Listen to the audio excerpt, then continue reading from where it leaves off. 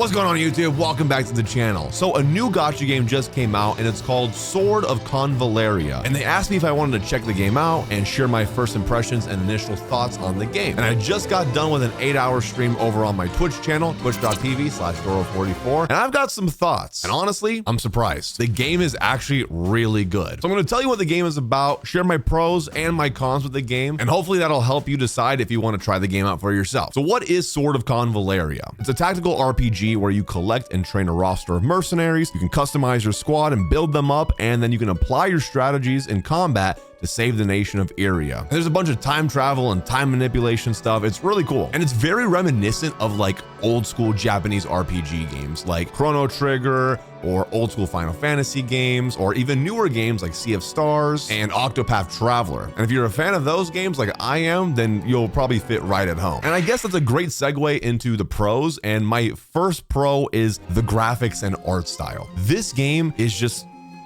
my God, I love it. They did a very good job with it. Like when I was playing today on my Twitch stream, I completely forgot that it was a free-to-play game. Like I love the 3D pixel art that they went with. The character designs are really good. And even the environments feel like actual environments and not like too bland or anything. Like the set dressing looks really good. And the characters look pretty good. I wouldn't say they're like super out there, like, oh my God. Like it's a fantasy game for sure, but it's a little bit more grounded. Like for instance, Gloria. It's a character that I got today in my first 10 pull, which I don't know how I did that. They just seem like a typical medieval RPG type character. They're not like too out there, which I guess to some people they wouldn't mind that, but I could see other people kind of being like, man, I wish the character designs were a little bit better. But I wouldn't say that the character designs are necessarily bad. Overall, graphically, I like it. I like games like that. Not every game has to be like hyper realistic or anything like that. Like the art direction that they went with, I think they knocked it out of the park. Another pro that I have for the game is the combat. It's a turn-based RPG. Right off the bat, that's not going to be for everyone. And I know that with turn-based, it's very hit or miss, right? You're either gonna love it or you're gonna hate it. I've seen people where they thought they hated turn-based, but when they actually tried it, they actually liked it. Now with me, I'm a little picky with my turn-based games. Now the turn-based is kind of just like click this, hit that, click this, hit that. Like I kind of get bored, but there are certain games that do it right. Like for instance, Honkai Star Rail, Persona, or Octopath, where it's very flashy and very dynamic and engaging. And I think this game does that pretty well. The combat is a lot of fun. Each of the characters have different skills in battle to use so that you can strategize and build your teams right. You have like archers, you have like spear characters, sword wielding characters, claymores, and even more. The animations look really cool in battle, which is a big plus for me. And at least in the beginning of the game, I wouldn't say it's too hard, but I have noticed that as you progress further, more strategy is involved. Now, the way you move around the battlefield is kind of reminiscent of Fire Emblem, which I'm a big fan of, especially Three Houses. You'll feel right at home if you've played those games where it's kind of like a grid-based system. You move a character to a specific block,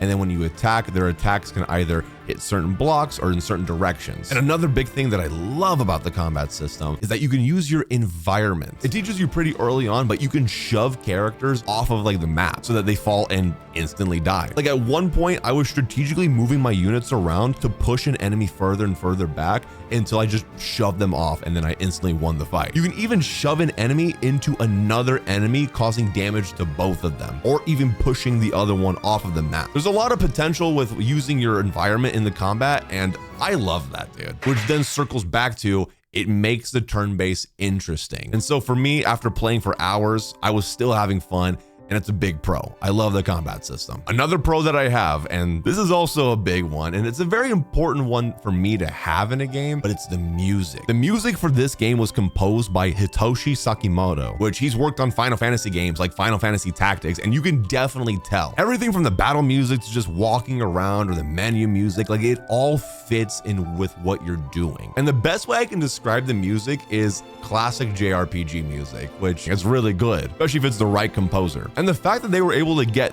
him to compose the music for this free-to-play gacha game is kind of impressive in its own way, but I think he did a really good job. The battle music pumps you up and like you feel like you're in it. I wouldn't say that the music is like super memorable, but it fits. and it works. This one's not really a pro or a con. The story seems interesting enough that I do want to keep playing and finding out what happens. Like the characters that you meet seem pretty cool. It's pretty straightforward. Like your village is being attacked. Things are going for the worst. And then you die. Then you get transported into this really weird world. You meet a cat and then it tries to explain to you like what's going on. And then you start manipulating time and trying to go back in time to avoid what happened. But it's interesting enough for me that I want to keep playing to find out more. First and foremost, there's over 120 hours of story already in the game. I keep forgetting that this is a free-to-play gacha game. It feels more like a single player experience. So if you're like me who really needs a story to keep them driven to play, this game is probably worth downloading them. But the thing that goes alongside that I think is insanely cool, it's called Spiral of Destinies. And I was kind of confused on what it was. So I just kind of clicked it and I was like, let me just try and see what it is. And then the game started over. And I was like, wait, did I just delete my entire progress that I just made for hours? But no, Spiral of Destinies is a game mode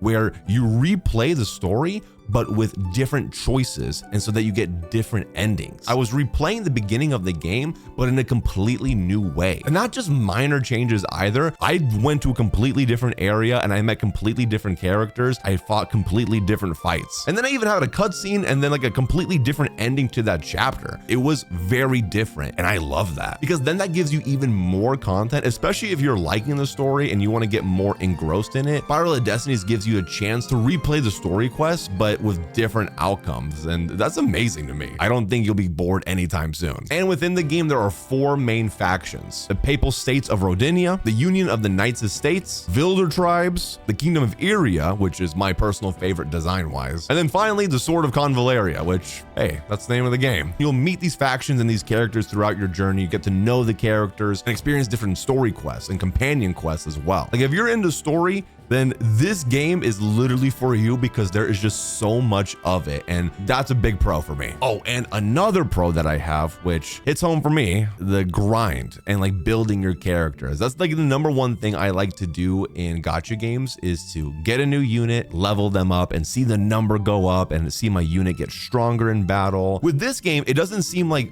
building characters is too difficult or hard or convoluted. You pretty much level up the character, you put a weapon on them, and then gear as well, and then they have their own skill tree. And the cool thing about the skill tree is that there's 2 sides to it, and so you can only pick one or the other. What I like about that, it's different for everybody, and you have so many possibilities with different team comp strategies and how you play the game. And there is a special currency that you can use to, end up getting both sides, but it's very rare, and so I wouldn't really do that. But all right, let's talk about some cons of the game. I honestly don't have that many, but there are a couple. So the first con I would say, at launch, there is no American dub, but I've been playing with the Japanese dub, and I'm not gonna lie, the voice acting sounds pretty badass, and it's like really, really good. A lot of emotion put into it. Like I feel invested. Personally, when I play, I just like to have the American dub on. Kind of a bummer that there isn't one yet. They will be adding it. It's just not ready for launch, unfortunately. Not everything is voiced. There will be a lot of reading. There is a skip button. You can skip everything. I would suggest you don't, especially with a game that I feel like is heavily focused on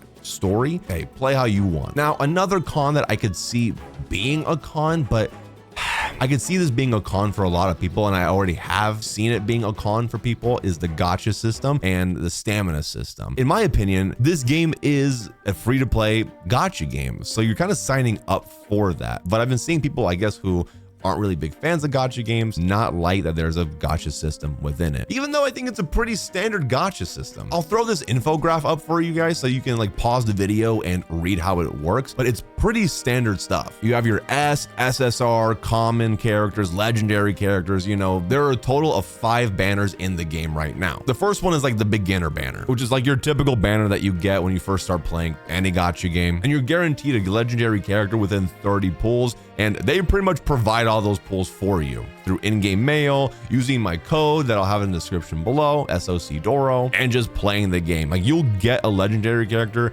pretty quickly. Then you have your debut banner, and this is where you'll be able to summon like the latest introduced character in the game. And then you have a destined banner, which includes 2 characters previously released and available in the unit standard banner as well. And then there's a standard banner. The way this banner is different is that it has no rate up characters, and you'll be getting random legendary units once you hit the pity. The difference is that the destined banner has 2 characters that have a rate up and are also available on the standard banner. And then the standard banner has your standard characters on it, but you can get any of those characters. Then you have another standard banner called the Mighty Weapon, which is pretty much just your weapon banner. What is this? Get together. Limited time rate up for characters from previous banners. Dude, there are so many banners in this game. Pretty much standard gacha stuff. You wish for characters that you want and you either get them or you don't. You can either spend money or not and just play the game. But from what I've played so far, honestly, I don't think you need to wish or spend any money yet. I would just use the stuff that you get for free through like the in-game mail, daily login, weekly login stuff that they just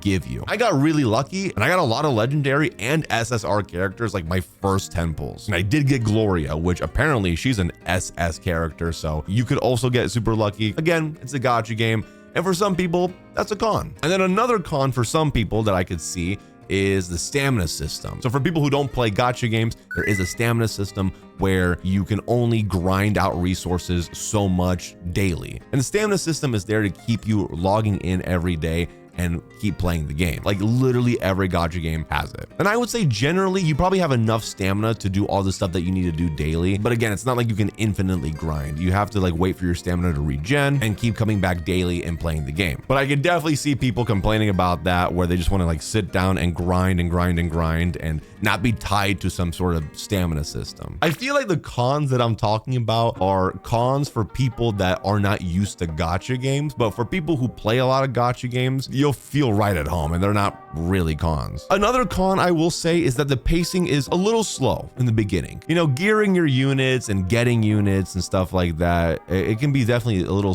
on the slower side, especially with combat mixed in. You can put the game on auto mode and on fast forward mode so the game plays for you, but I really wouldn't suggest that because sometimes the auto mode just doesn't make the right calls and then you can get yourself, you know, killed in game and then you'll lose the battle. So especially you don't want to create habits where later on in the game when you start doing end game stuff and you really need to like know how to play the game, I wouldn't really rely on the auto battle. Yes, the game can be kind of slow in the beginning, especially like with gearing stuff and like getting weapons and getting the gear that you need to level up a character. So for people who want like a quick gratification, that might be a con for you. But for me, it's not, because I like the grind. I like grinding in video games and taking my time. So, and I guess the last thing that can be considered a con is that the game does throw a lot at you. I can see for some people that could just be like overwhelming. A lot of combat things that you need to learn and how units work and like different types of units and how you level them, a bunch of different story things to do, different ways to play the story, different ways to grind, and there's an end game and there's a battle pass, just like a lot. So I would say just take your time, focus on the story, pick a couple characters to build and just do that. Stick to the story and kind of learn the other things as you go. But the funny thing is when I was playing today, I was like thinking to myself, man, this game, with the amount of things that are already in the game, you would think that the game's been out for a while now. And I know that in the beginning hours for me, I kind of felt a little overwhelmed. So yeah, I could see it being overwhelming for a lot of people. But yeah, those are really all the cons I have. There's not that many.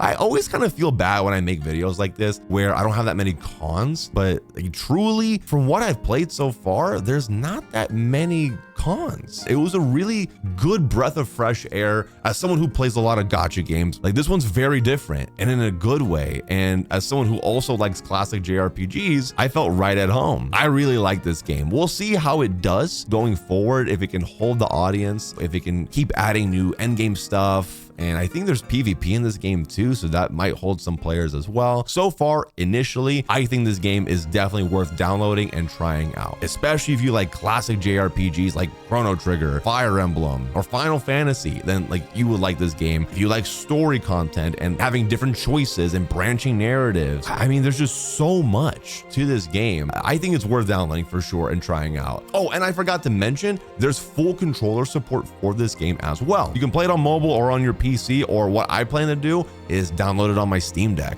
and play it on there with full controller support and just play it on the go. But yeah, those are my thoughts on Sword of Convallaria. When they asked me to check it out, I saw the graphics and I was like, man, this looks like a Octopath or something. So let me give it a go. And I like it a lot. So if the game looks cool to you, you can download the game now. It's on mobile and PC with full controller support. And I have a link in my description below if you want to click that and download it and try it for yourself. And don't forget to use my code SOCDORO to get some extra in-game goodies to help you on your journey. I appreciate you watching the video, and I'll catch you guys at the next one.